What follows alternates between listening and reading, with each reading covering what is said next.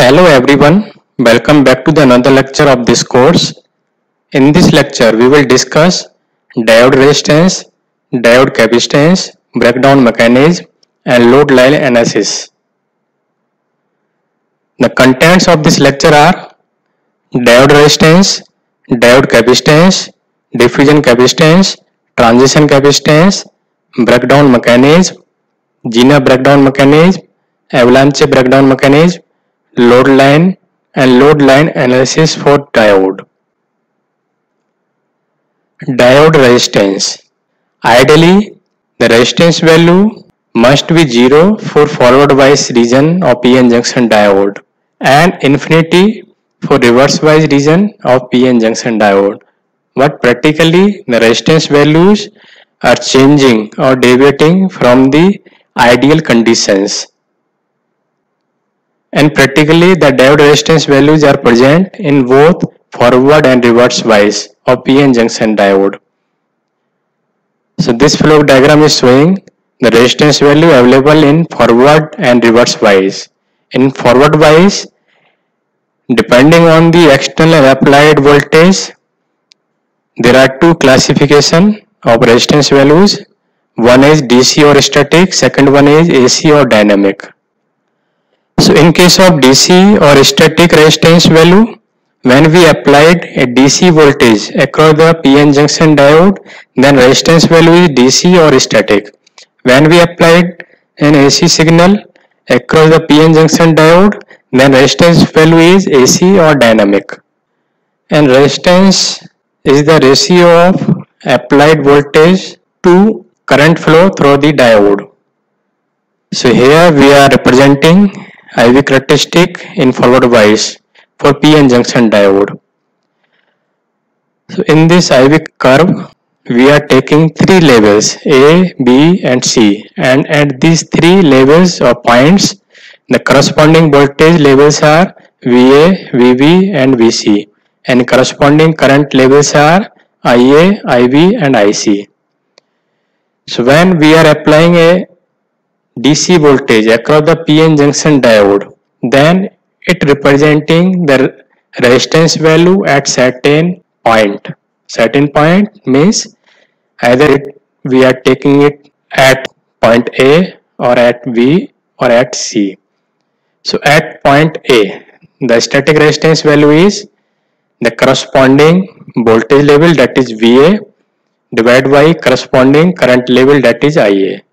At point B, the resistance value will be VB by IV, and at point C, resistance value, that is static resistance or DC resistance value, is VC by IC. But in case of dynamic resistance value calculation, the applied external voltage is an AC signal. An AC signal is time varying signal. It means we have to take a range to calculate a dynamic or AC resistance value. Here we have calculated dynamic resistance value for the range A to C. So resistance value is nothing, it is the small change in voltage divided by small change in current. So between points A and C, the difference in voltage levels is VC minus VA, and difference in current levels is IC minus IA. If we are taking 2 points only between A and B, then dynamic or AC resistance is BV or this range, BV minus BA, this voltage range divided by this current range. If we are taking 2 points B and C, then dynamic resistance or AC resistance is this range BC minus BV divided by this range, that is IC minus IB. Diode capacitance. Similar to diode resistance, diode capacitance values are also available in PN junction diodes. So capacitor stores electrical energy. And capacitor is nothing, it has two conducting plates, and between these two conducting plates insulating material is there, and charge is stored on the plates. So two conducting plates stores positive and negative charges. So positive and negative charges create electric field, and the direction of electric field is from positive to negative. So in case of PN junction diode, depending on the forward and reverse wise, there are two types of diode capacitance values, and these are for forward wise storage or diffusion capacitance. We can simply represent CD. In reverse wise, it is transition, depletion or junction capacitance value, or we are simply representing it CT. So CD and CT both are available in both region. What? One in majority and second one in minority. In case of forward wise, CD is majority and CT is minority, while in case of reverse wise, CT is majority, CD is in minority. Diffusion capacitance. Diffusion capacitance or storage capacitance. It is available in forward bias of PN junction diode. In forward bias, the depletion region width is very less. It means charge carriers are easily crossing this depletion region. Means electrons are moving from N-type material to P-type material, and when they entered in P-type material, they become minority charge carrier. And holes are moving from P-type material to N-type material, and when holes are entered in N-type material, they become minority charge carrier. So diffusion capacitance is nothing, it is the charge storage due to the minority charge carrier. And minority charge carriers are accumulated at the junction of PN junction diode at opposite sides. So diffusion capacitance in forward bias is CD, that is equal to dq by dV. And Q is charge that is accumulated due to minority charge carriers, and it is always equal to IT. I is the current flowing through the depletion region. So for N-type material, the I is IP and it is QP by tau P. Tau P is the transition time. Similarly for P-type material, current IN that is equal to Q1 by tau N. Second capacitance is transition capacitance, which is available in reverse wise of PN junction diode. Transition capacitance, it is represented by CT or junction capacitance or depletion capacitance. So in case of reverse wise of PN junction diode, the width of depletion region is large. It means charge carriers cannot easily cross this depletion region and they are trapped at the electrodes. So positive and negative charges are available at the junction of PA and N-type materials. So transition capacitance is dq by dV, and that is equal to epsilon A by W. Here epsilon is permittivity of semiconductor, A is the cross-sectional area, W is the depletion width, and it is equal to Cj naught by 1 plus V by B naught M.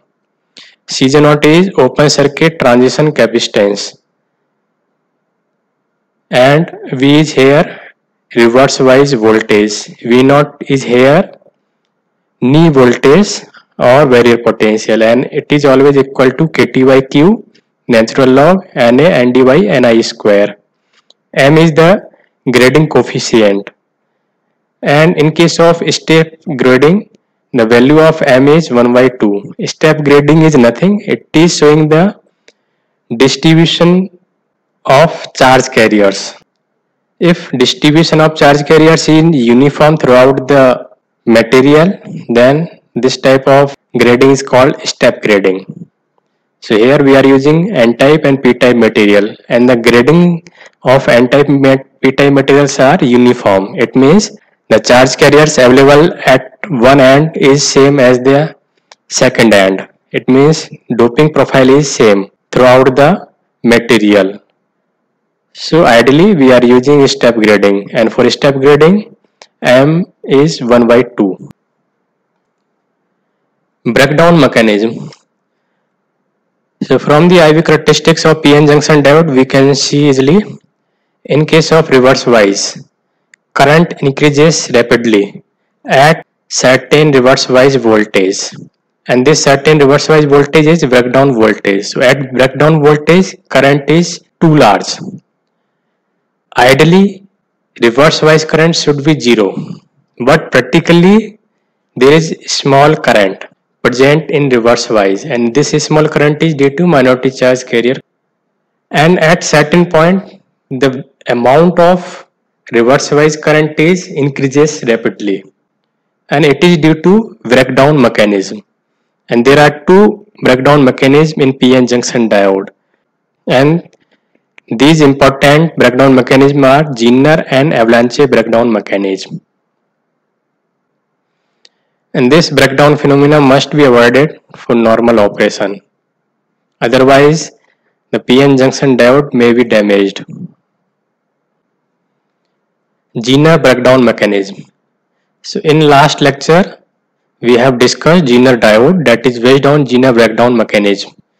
And this mechanism is available in reverse bias of PN junction diode and developed by Clarence Zener. In case of Zener breakdown mechanism, the doping profile of N-type and P-type materials are high as compared to normal PN junction diode. And due to this high doping profile and reverse bias of PN junction diode, the electric field across the PN junction diode is large.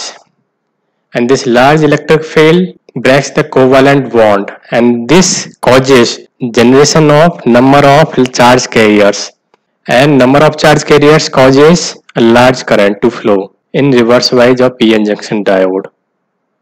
So Zener breakdown mechanism is also called electric field ionization process. And after Zener breakdown mechanism, the junction will recover its original condition. The important application of Zener breakdown mechanism is this Zener breakdown region can be used for voltage regulation, because here voltage is fixed at breakdown voltage and current is increases large. Second theory for breakdown mechanism is avalanche, and it is impact ionization process. So in case of avalanche breakdown mechanism, due to high electric field, the velocities of minority charge carriers are increasing, and these high velocity charge carriers are collide to each other and breaks the bond that causes number of charge carriers and causes large current to flow. Avalanche breakdown is appeared after the Zener breakdown. So it is not possible to recover the PN junction diode after avalanche breakdown. It means PN junction diode is completely damaged in avalanche breakdown. So this IV characteristic is showing Zener breakdown and avalanche breakdown regions. So first curve, it means this curve is showing Zener breakdown. Second curve is showing avalanche breakdown. So from this IV characteristic we can see the magnitude of reverse bias voltage is less in case of Zener breakdown, while it is large in case of avalanche breakdown. So after Zener breakdown, the PN junction diode may be recovered, but after avalanche breakdown it is not possible to recover the PN junction diode. It means in avalanche breakdown, PN junction diode is completely damaged. Load line. Load line is a straight line which is drawn on IV characteristics of non-linear devices. So load line concept is applicable for non-linear devices for finding their linear part. Main application of load line is to find out the Q point or quiescent point or silent point on the IV characteristic of PN junction diode or any non-linear device. Q point is showing the linear and non-linear voltage and current parts of the device are completely matched, and Q point provides the optimal values of voltage and current, which gives high reliability, increased functionality, proper operating conditions, and increasing the life of the devices. As we know that non-linear devices are also processed using AC signals. AC signals are the time varying signals. So they require the fixed values of current and voltages. It means they require the biasing of the non-linear devices. And these biasing techniques are used for fixing the Q point or quiescent point. So there are two types of load lines, DC and AC, and difference is equivalent circuits. Load line analysis for diode. So here we are using a PN junction diode. Voltage supply V is applied here. Load resistance R is applied here. The diode voltage is VD voltage and diode current is ID. So this forms a simple loop, and in this loop we can apply Kirchhoff's voltage law or KVL equation. So after applying KVL equation, voltage V equal to VD plus R ID. I is the current in this PN junction diode. So PN junction diode is connected in series with resistance R. So ID is same for PN junction diode as well as resistance R. So V equal to VD plus R ID. So IV characteristics for PN junction diode is given here for forward bias region. ID and VD, that is diode voltage, diode current and IV characteristic. We have to find out the load line for this IV characteristic of PN junction diode. It means we have to find out the coordinates for load line here and here. This one is the load line. At certain point this load line is cutting the IV characteristic, and this point is called Q point or quiescent point. At quiescent point the voltage, diode voltage VDQ and diode current is IDQ. IDQ and VDQ, these are the optimal voltage and current values. At this optimal values we get maximum profit from the nonlinear device. So first we have to calculate the coordinate at this point. So for y-axis the VD is 0. At this point the VD is 0. So simply putting VD equal to 0 in this equation, then ID equal to V by R. Amount of ID is V by R. So coordinate at this point is 0 V by R. Now we have to calculate the coordinate at this point. It means for x-axis. So ID is 0 at this point. So ID equal to 0, we can simply put ID equal to 0 in this equation. So VD equal to V. So coordinate at this point is V0. So we have calculated coordinate of this load line. So we can simply draw this load line using these coordinates. And we can simply find out this Q point. Q point is depending on the value of ID and VD, and ID and VD are depending on external voltage and load resistance.